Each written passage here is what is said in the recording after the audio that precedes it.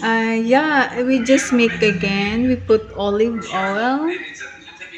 Ang ingay ng kausap ko. And we put a little pinoli. Pinoli.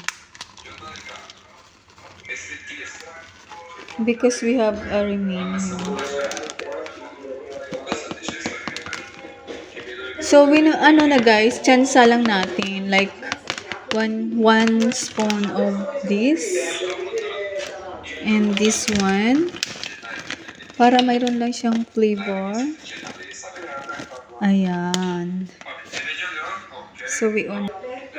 Ay, siya. Anyway, guys, I already put the salt. So, this is what I make before also. The other...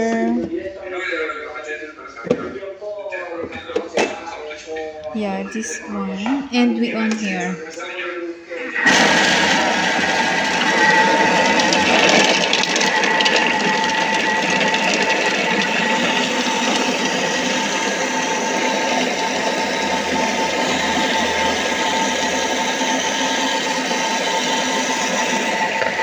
Using bindi, or you can use guys the what I call that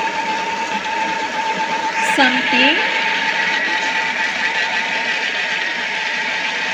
So yeah, this is before I make this one. And this one. And this one. Pesto. So these are our ingredients only guys. Pinoli and grana the cheese, like ground cheese, and this is the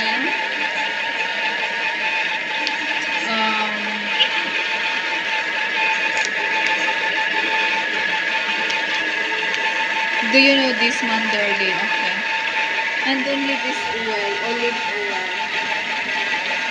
So we're using like half for now because we have another. So anyway guys,